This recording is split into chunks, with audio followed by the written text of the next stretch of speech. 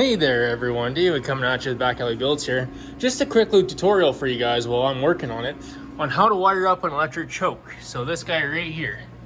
Now, some cars do not have that, where like this Galaxy here, they don't have electric, they have automatic, manual. So basically this pipe feeds up air into this choke, hot air, and as that hot air gets put into there, there's a filament in there that releases slowly, allowing the vehicle to warm up, and then once you kick it, the choke releases. Now in this situation, it's a little different, but more or less kind of the same theory.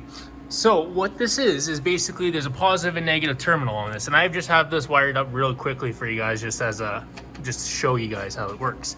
So now, with this being said, all this is gonna do now on Fords from the 60s, Ford alternators have a little stator terminal on them. Basically the terminal is marked either S or STA.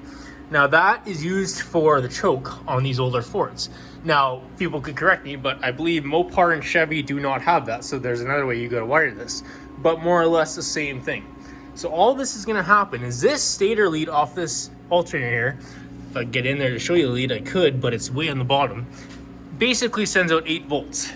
Now, I've talked to a few Ford guys that worked on these cars in the 60s, and they say that is just fine to feed this choke lead.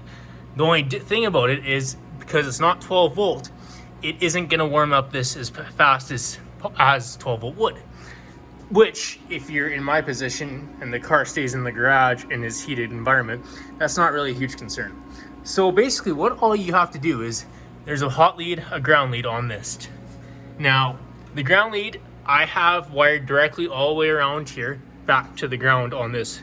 And I have seen applications where people go and they just wire it directly to the carburetor. That's fine too, as far as I know. Myself, I just wired it back to the battery. I like a more direct ground source. Now with the hot lead, all I'm doing at this, and this, like I said, this wiring is just rough, just to show you guys, is basically I'm gonna take a wire off this stator lead, off this alternator, and I'm gonna bring it up here. I'm gonna put a fuse block in there, so that way I can control the amperage.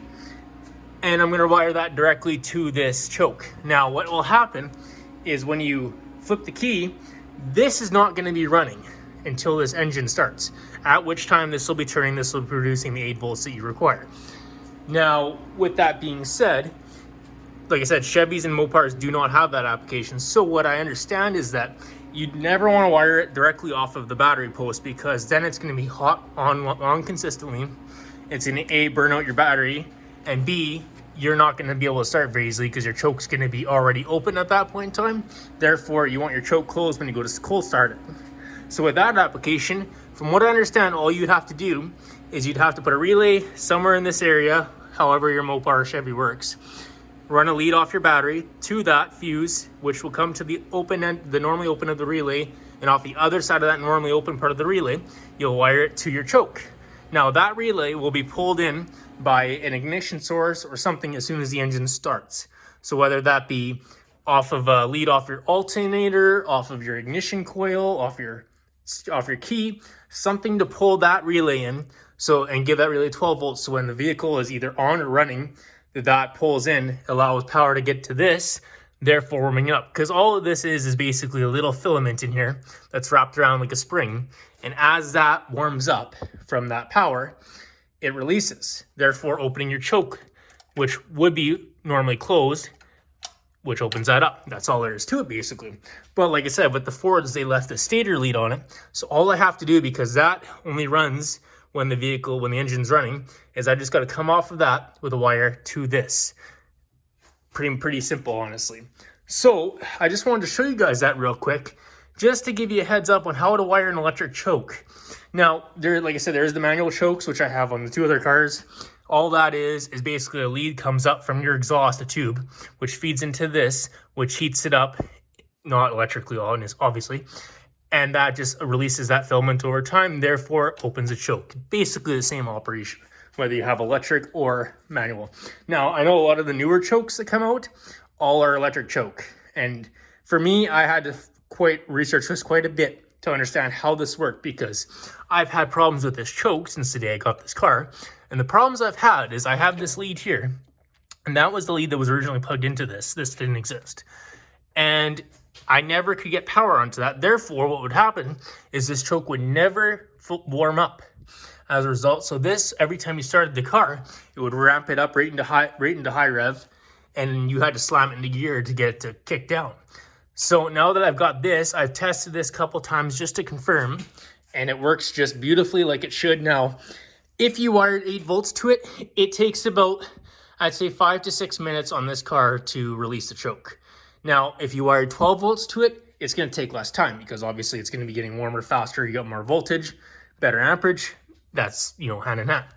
But with this setup, because I could run the 12 volt off, there's nothing wrong with running that.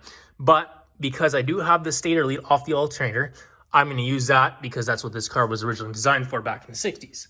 And like I said, if you have a Dodge, if you have a Mopar or Chevy, it's just more or less a relay. You click it in with a ignition source, basically your key on, to send power to this choke here.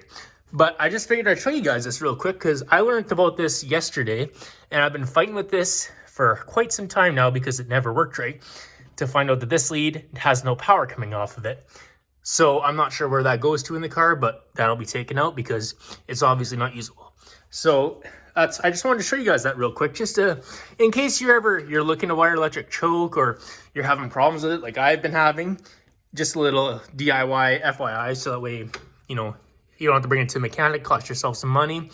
And yeah, that's all I have for you guys today. Like, follow, subscribe for more, and keep watching for little DIY videos and general maintenance on classic cars. Thank you guys.